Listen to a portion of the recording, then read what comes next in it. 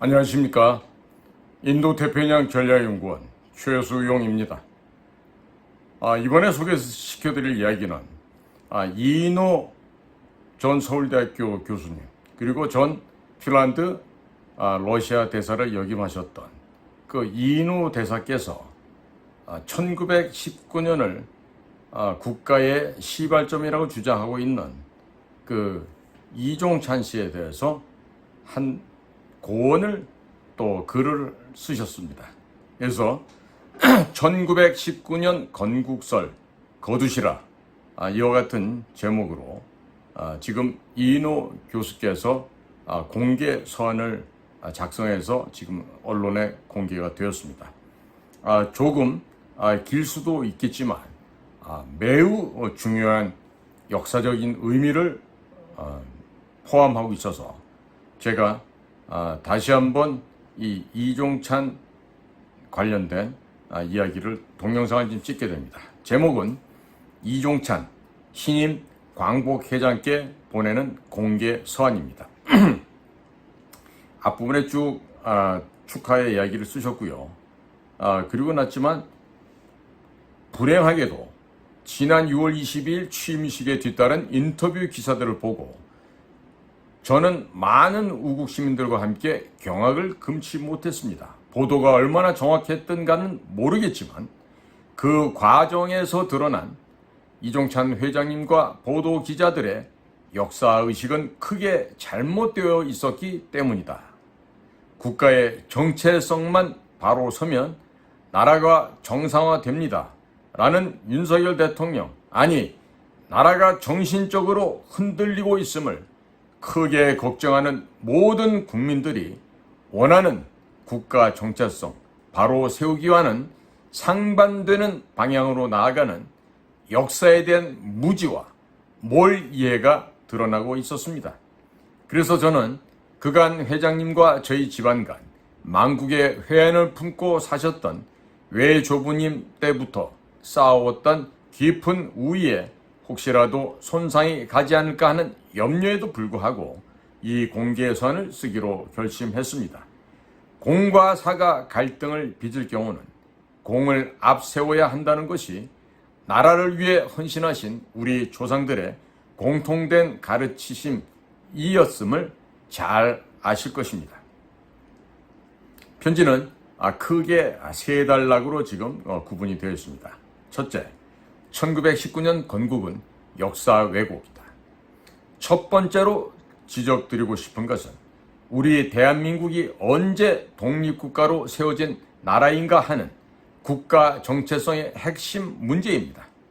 대한민국의 원년은 1919년이라는 회장님의 취임사 속 표현은 임시정부의 법통을 이어받아 라는 현행 헌법 전문이나 마찬가지로 독립의지와 민주공화국의 이념적 기조가 그때부터 이어져 왔다고 해석하는 한에서는 무난할 수 있습니다.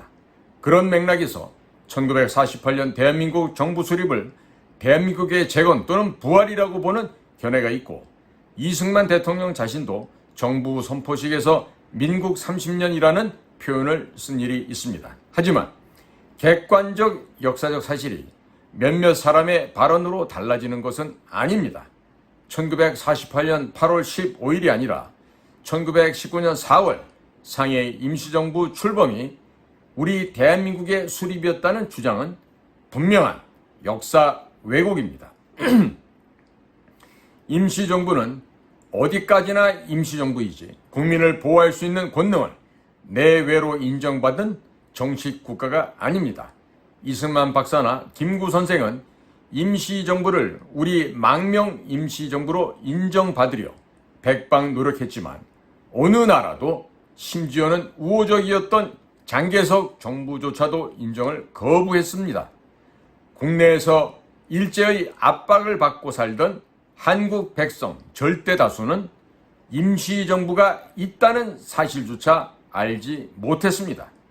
더구나 북한 측이 남조선이 1948년 친일파에 의해서 세워졌다고 주장하고 있기 때문에, 또는 대한민국이 1948년에 건국되었다고 하면 같은 1948년에 인민민주공화국을 선포한 북한과 동격으로 추락하기 때문에 1919년을 대한민국 원년으로 삼아야 하고 광복해에서는 연호까지 서기 대신 대한민국 104년 식으로 고쳐 쓰겠다고 하는 발상, 망상이라고 부를 수밖에 없습니다. 우리가 단기를 서기로 바꾼 것은 외부 세계와의 소통을 원활하게 하여 국가 발전을 촉진하기 위한 결정이었는데, 변화하는 세계 정세에 맞게 독립정신을 새로이 해석해 나가야 할 광복회가 스스로 세상과 격리시키겠다는 복고주의가 아닌가 싶습니다. 1919년 건국설은 문재인같이 대한민국은 태어나지 말았어야 할 나라라고 주장하는 맹목적 통일 지상주의자들 일부가 민족 지상주의를 내세워 대한민국의 국가적 정체성을 훼손하고 국민의식을 마비시키기 위해 내놓은 주장임을 모르십니까? 임시정부 시절에는 남북한의 구분이 없었고 함께 참여했던 공산주의 계열의 임정요인들이 자유민주주의 계열의 이승만을 초대 대통령직에서 사임시킨 일도 알고 계시지 않습니까? 1919년 건국설이 역사학계 대세 천만의 말씀입니다. 두 번째, 어느 면에서 더 큰 문제는 일제 지배 시대와 해방과 대한민국 건국 과정을 직접 겪으며 자라났던 이 회장님 같은 원로들의 잘못된 역사 인식이 후속 세대에 미치는 해악입니다. 이 회장님의 취임을 보도하는 매체들 다수가 1919년이 대한민국의 원년이라는 회장님 주장이 일부 뉴라이트 보수층의 견해와는 다르지만 역사학계 전반의 입장은 그쪽이라는 식으로 쓴 것을 보고 또 다른 더 우려스러운 차원에서 가슴이 내려앉았습니다. 어느 역사학계를 그들은 말하는 것이죠. 해방 직후부터의 역대 우리 역사학계 중진들은 물론 세계 어느 이름 있는 역사학자, 심지어는 대한민국의 적대적이었던 공산권 학자들까지도 대한민국이 1948년이 아니고 1919년에 태어났다고 보는 사람은 아무도 없습니다. 그런데 마치 역사에서 중요한 것이 사실이 아니고 견해 혹은 주장이면 되는 듯한 위험한 가정이 새 세대를 이끌어갈 지도자급인 기자들 생각 저변에 팽배해 있으니 큰일이 아닐 수 없는데, 결코 반대한민국적이실 수가 없는 이종찬 회장께서 그의 일조를 하고 계신 셈입니다. 국가적 정체성이 바로 잡히려면 올바른 국민의식이 형성되어야 하며, 그것은 역사를 일어난 대로 기억하고 인식할 때에 가능해지는 것이라고 합니다. 독립을 원하고 주장하며 선포한다고 해서 실질적으로 독립국가 국민으로서 살 수 있게 되는 것이 아닙니다. 염원으로 현실을 지배할 수 있다면 우리가 왜 망국의 백성으로 전락했었겠습니까? 1919년 3.1운동과 임시정부 선포는 독립투쟁의 시발점이자 종착적인 광복이 아니었습니다. 몇몇 공명심 강한 정치인이나 역사학도들이 1919년이 대한민국 탄생의 해라고 주장한다고 해서 그것이 세계적으로 공인되는 사실이 되는 것은 아닙니다. 임시정부를 임시정부라 불렀고 해방 후 건국준비위원회 같은 이름을 가진 조직들이 우후죽순처럼 생겨났던 것은 임시정부는 임시정부였지 국민에 대한 통솔권을 가진 국가기구가 아니었기 때문입니다. 일본에 대한 승리로 우리를 해방시킨 미국이나 소련 등 연합국들도 우리 임시정부를 임의 단체로 밖에는 인정하지 않았습니다. 우리가 일제로부터 뿐만 아니라 미 군정으로부터도 해방되어 독립국가로 다시 태어날 수 있었던 것은 우리 힘으로 된 일이 아니라 일본에게 승리한 미국을 비롯한 연합국 승전 세력이 우리의 독립 의지를 인정하고 유엔이라는 국제기구를 통해서 독립국가로서의 탄생을 도와주었기 때문에 가능해진 일이지, 임시정부가 그대로 대한민국 정부로 이어진 것이 결코 아닙니다. 광복회의 원천인 독립투사들은 바로 큰 희생으로 그 독립정신을 지켜내며 우리가 결코 일본의 속주로 남아있을 수 없다는 생각을 세계 만방에 인지시킨 공로로 마땅히 감사와 추앙을 받는 것이지 임시정부를 세웠기 때문이 아닙니다.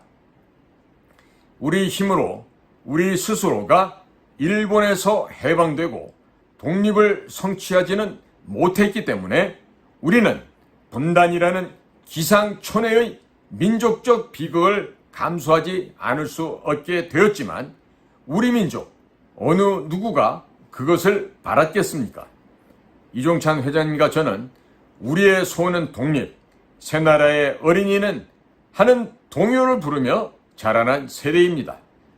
우리가 날짜도 제대로 알기 어려운 임시정부 탄생이 아니라 1948년 8월 15일을 국경일로 경축해야 하는 것은 그때부터야 비로소 우리는 독립국가 국민으로서 나라의 주인이 되어 자신이 만든 법에 따라 삶을 영위할 수 있는 권리를 공산당 조직을 통해 소련의 실질적 지배를 받고 있던 몇몇 공산권 국가를 제외한 전 세계 50여 개 국가들로부터 인정받게 되었기 때문입니다. 나라가 반토막 나는 것보다는 전체가 공산화된 것이 낫다고 생각하는 사람들이 덜어는 있었으며 그들은 결국 대한민국의 반역자가 되었고 38선 북쪽에서는 그 반대의 일이 벌어져 조만식 선생 같은 원로 애국자가 순국했지만 우리가 통일을 애타게 부르짖는다고 냉전이 시작된 국제 정치적 상황이 달라지는 것은 아니었습니다. 소련의 붕괴가 보여주었듯이 세계 공산주의 체제가 스스로 파산을 선고한 지금까지도 아직도 대한민국은 태어나지 말았어야 했다고 믿는 사람들도 그런 반역적 생각을 가질 수는 있겠지만 대한민국이 1948년 8월 15일에 신생 자유민주공화국으로 독립했기 때문에 북한과 대조적으로 눈부신 발전을 이룩할 수 있었다는 역사적 사실을 바꾸어 놓을 수는 없습니다. 1919년이 아니라 1948년 8월 15일을 대한민국 탄생일로 기린다고 해서 독립운동가들이나 광복회원들의 명예가 훼손되는 것은 아니고 오히려 그 반대가 될 것입니다. 독립을 위한 국내외 각계각층의 끈질긴 노력과 희생 덕분에 36년이라는 긴 식민지 지배기간 동안에도 독립정신이 유지될 수 있었고 그 때문에 독립이 가능해진 것이고 그분들의 투쟁은 1919년 임시정부 수립 이전보다도 그 후로 더 오래 더 처절하게 계속되었기 때문입니다. 독립기념일, 광복절, 건국절. 세 번째, 국경일의 내용과 명칭에 관해 말씀드리겠습니다. 국경일은 국민이 뇌리에서 결코 잊을 수 없고 잊어서도 안 될 날을 기념하는 날입니다. 대한민국 출범 당시 국경일은 3.1절, 제헌절, 광복절, 개천절 네 가지였습니다. 국가니 독립이니 하는 개념이 생겨나기도 전부터 우리 민족은 아주 오랜 시일 동안 나라를 형성하고 살았다고 믿기 때문에 개천절이라는 상징성 높은 국경일을 제정했으며 3.1절과 제헌절에 역사적 의미는 설명이 필요 없는 일이었습니다. 광복절만이 대한민국 건국 당시부터 지금까지도 논란의 대상으로 떠오르는 것은 광복이라는 말이 지니고 있는 이중적, 심지어는 삼중적 의미 때문입니다. 1945년 해방이 가져다준 감격과 환희는 사실 대한민국 탄생보다도 더 벅찬 감격이었습니다.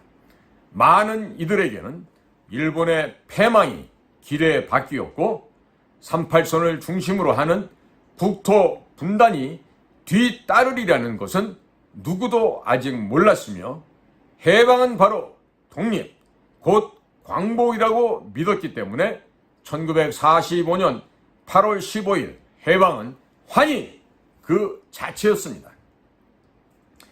이승만 대한민국 건국 대통령은 광복의 종국적 의미는 해방이 아니라 국권 회복, 곧 독립국가 수립이지만 해방의 감격을 잘 알기 때문에 대한민국 건립의 마지막 단계인 정부 수립 선포일을 8.15 해방의 날에 맞추기 위해서 이를 서둘렀습니다. 그리고 1948년 8월 15일을 독립기념일로 부르고자 했습니다. 하지만 그 명칭이 3.1절 개천절 등 절로 끝나는 국경일과 어감이 다르다는 이유로 광복절로 개칭을 했던 것입니다. 따라서 광복절은 해방과 자유민주공화국 대한민국의 탄생을 함께 기리는 날인 것이며 올해 8.15는 엄밀하게 말해 해방 78주년, 대한민국 수립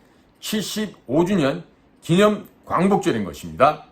이 문제가 복잡하게 얽히기 시작한 것은 광복절이라는 낱말이 가지는 그 이중적 의미 때문이었습니다. 6.25 전쟁 전까지는 광복절을 당연히 대한민국이 독립함으로써 광복이 이루어진 1948년을 기년으로 계산하여 기념했었습니다. 예를 들어 1949년에는 제1회 광복절 혹은 제1회 독립기념일로 기렸습니다. 하지만 6.25 전쟁 후로는 부주의 탓인지 혹은 1948년 자유민주공화국 대한민국의 출범을 분단의 고착이라고 배격했던 좌익측의 농단이었던지 광복절을 1945년으로 기산하여 경축하고 1948년 8월 15일은 언급하지 않음으로써 결과적으로 진작 신생국 대한민국의 탄생을 경축하는 기념일은 사라진 셈이 되었습니다.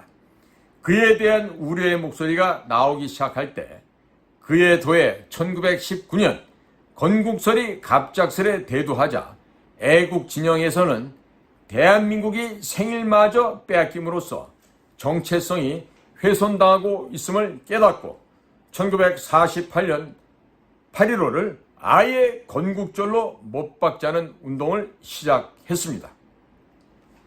광복절을 1948년이 아니라 1945년부터 기산하는 데에는 대한민국 국가적 정체성을 부정하려는 불순한 의도가 있거나 아니면 지극히 소홀히 하는 용납할 수 없는 무관심이 작용하고 있다고 보았기 때문입니다. 다른 한편으로 광복절에 익숙해진 순진한 일반 국민은 건국절이라는 새로운 명칭에 대해 생소함을 느껴 호응을 거부하는 경향이 있습니다. 광복절이라 부르든가 건국절이라 부르는가 이름이 그리 중요하지 않을 수 있습니다. 다만 분명한 것은 우리 대한민국이 자유민주공화국으로 독립하여 세계 만방의 인정을 받고 오늘날 같은 모습으로 발전할 수 있는 초석을 놓은 1948년 8월 15일을 광복절이건 건국절이건 최대 국경일로 축하하고 기념하지 않으면 국가 정체성이 바로 설 수 없다는 점입니다. 1919년 건국설을 극구 주장하는 이른바 진보 좌파 측에서는 미국도 미합중국 정부 수립 이전인 7월 4일 독립선포일을 독립기념일로 기념한다는 주장을 펴니다. 하지만 그것은 무식을 드러내는 교훈일 뿐입니다. 미국은 그때 이미 각 주별로 자치정부를 실질적으로 운영하고 있었지, 우리나라처럼 나라 없는 백성이 되어 남의 나라 법의 지배하에서 신음하는 처지가 아니었습니다. 임시정부가 바로 우리가 축하해야 할 나라 수립이었다면 우리는 왜 일제하에서 36년간 우리 말과 이름까지 빼앗기고 신음했으며 계속 독립투쟁을 하다가 희생을 당해야 되었었겠습니까? 임시정부의 모태는 3.1 운동이었으므로 3.1절은 바로 임시정부를 포함한 모든 독립운동 세력을 추모하며 기리는 날인 것입니다. 광복회만 보지 말고 대한민국을 생각해 주세요. 이종찬 회장님, 저는 이종찬 회장께서 결코 반대한민국 정복이 되실 수 없다 함을 누구보다도 잘 압니다. 하지만 회장님께서 극구 주장하시는 1919년 건국설은 반대한민국 세력에게 이용당할 수 있는 충분한 소지가 있음을 이해해 주시기 바랍니다. 광복이 완전하게 이루어지려면 북한 동포들이 우리와 함께 통일된 정부 아래서 자유롭게 살 수 있을 때를 기다려야 할 것이며, 그런 의미에서는 광복은 아직도 세 번째 마지막 단계가 미완으로 남아있다고 볼 수 있습니다. 그렇다고 제2단계인 대한민국 건국을 무시하고 1919년으로 상황을 돌려놓는 듯한 일은, 특히 1919년과 1948년을 모두 부정하는 북한 체제와의 대결과 화해가 아직도 큰 숙제로 남아있는 상황에서 결코 하지 않아야 될 일로 생각합니다. 제 말뜻을 오해 없이 헤아려 주실 것을 간곡히 부탁드리고 광복회의 큰 발전을 빕니다. 이 이인호 교수님의 편지는 여기서 마무리가 되고 있습니다. 이 1936년생이시니까 제 어머님하고 동갑이시네요. 그리고 당시에 여성으로서 참 귀한 그 교육의 기회를 받으셨던 분인데, 서울대학교를 다니시다가 미국으로 유학을 가셨죠. 그리고 마침내 하버드 대학에서 이 역사학을 전공하셔서 박사가 되셨던 이인호 교수님은 이후에는 핀란드나 노르웨이에서도 국가를 대표하는 특명정권 대사로서 귀중한 역할도 해주셨던 아주 귀한 이 나라의 보물과 같은 분이시죠. 자, 역시 배운 분이라 그러신지 정말 대단히 겸손하게 그리고 아주 돌려가면서 빠져나갈 수 없게끔 아주 그냥 족쇄를 채우는 명문장을 남기셨다. 이렇게 감사를 드릴 수가 있겠습니다. 이인호 교수님께 다시 한번 감사를 드리고, 이 수준 낮은 이 이종찬이라고 하는 인물이 앞으로 이 광복회를 끌어간다고 하니까 이전에 그 광복회를 말아먹었던 김원웅인가 하는 자가 있었죠. 그 사람 못지않게 광복회를 다시 한번 후퇴시킬 것 같은 그러한 걱정이 많이 들게 됩니다. 사람은요, 평소 그 사람의 언행에서 그 사람의 모습이 드러납니다.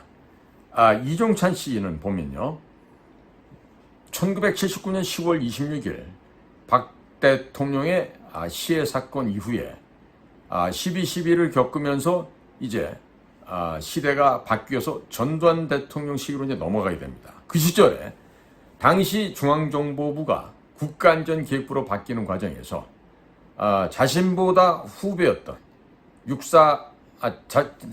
자신보다 선배인 육사 11기 전두환 장군에게 충성을 맹세하고 중앙정보부 요원을 정확한 숫자는 아닙니다만은 수백 명을, 한 1000명 가까운 숫자를 목을 쳐서 당시 중정의 고급 대공수사관들과 또 대북 공작관, 특수 공작 요원들이 이종찬의 칼날 아래서 무참하게 살육되었던 일이 있습니다. 그래서 중앙정보부가 전두환 새로운 시대를 맞이해서 국가안전기획부로 변신을 하게 되죠.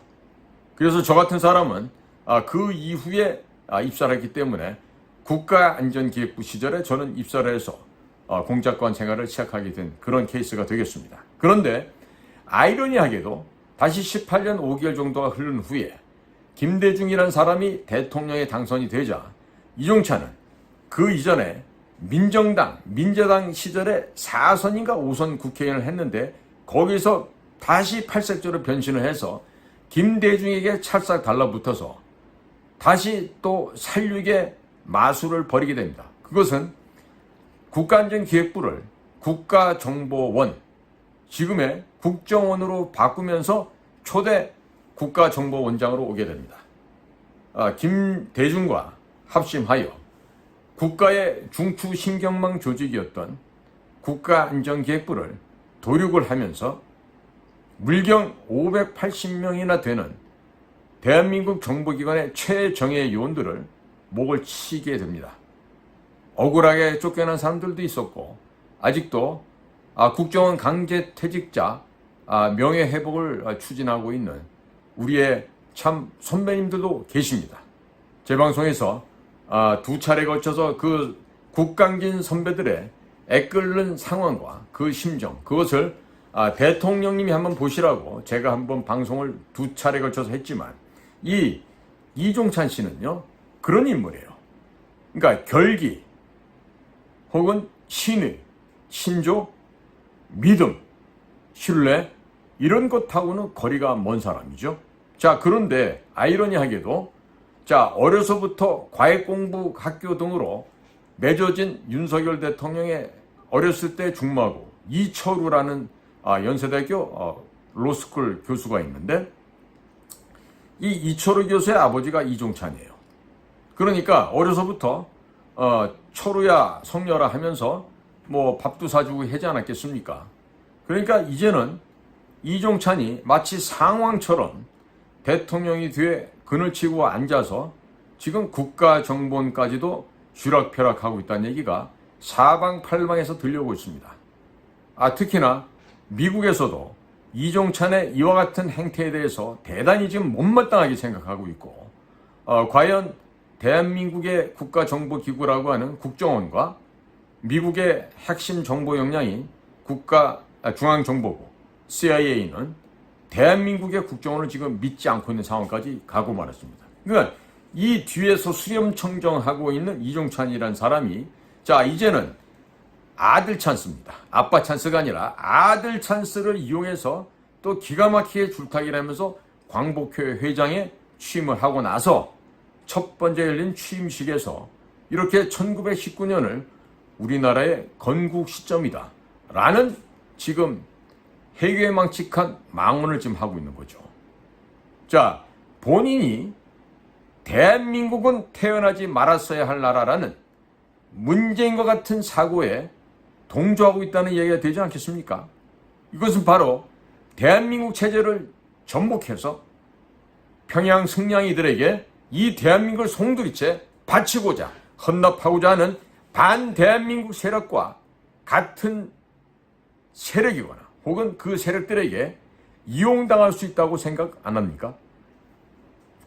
지금 이런 이야기가 제가 며칠 전에 저희 그 국가정보기구 즉 중앙정보부 시절부터 대한민국에 살아있는 보물 이동복 선배님께서 쓴 글도 제가 소개한 바가 있었는데 이번에는 또 이인호 교수님께서 칼럼을 통해서 이종찬 광복회장이 보내는 공개 서한을 작성해서 지금 인구의 회자가 되고 있습니다.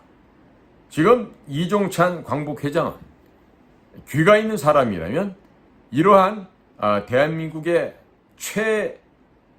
최고위급의 또 그리고 최고급의 지성인들이 드리는 이러한 충고와 권면의 이야기를 겸하게 받아들이고 당신의 자세와 생각을 바꿔야 할 것입니다. 중앙정보부가 국가안전계획을 바뀔 때 그때 살아남았던 그 재주, 그 신비스러운 재주, 또 국가안전계획부를 국정원으로 바꾸면서 또 다시 한번 권력을 차지했던 그 신묘한 그 재주와 영특함을 국가 발전과 국민을 위해서 활용하시기를 바랍니다. 만일에 이종찬 광복회장께서 계속해서 과거에 살아왔던 그와 같은 행태와 사고방식 행동을 견지하시게 된다면 이종찬 회장의 인간적으로 마지막 생물학적인 종말은 어떻게 될지 아무도 예언을 할 수가 없을 것 같아요. 예측할 수가 없을 것 같습니다. 왜 그러냐면 지상에서 이승에서 지은 대로 돌아간다고 하는 어른들의 말씀이 있습니다. 이승에서 나쁜 짓을 하면 저승에 가서도 도무지 되돌릴 수 없는 그와 같은 지옥의 불구덩이에 떨어질 수 있다는 이런 명백한 사실을 간과하지 말고 입으로 떠드는 국가 국민이 아니라 행동으로 실천으로 움직이는 국가 국민을 위한 진정한 광복회의 회장이 되시기를 바람하지 않습니다. 만일에 그와 같은 정도를 걷지 못했을 경우에 이종찬 씨의 마지막 사람으로서 떠나가는 뒷길을 제가 좀 더 살게 될 테니까 지켜보게 될 텐데 한번 보겠습니다. 과연 명예로운 죽음을 맞이하게 될지 아니면 불명예스럽고 가증스러운 마지막을 장식하게 될지 그 모든 것은 이종찬 광복회장의 말과 행동에 달려있을 것이라 생각이 듭니다. 귀한 글을 써주신 이인호 교수님께 다시 한번 가슴속에 충심의 감사를 드리면서 오늘 인도태평양 전략연구원에서 방영한 공작관TV 그레이트 게임을 마치도록 하겠습니다. 감사합니다.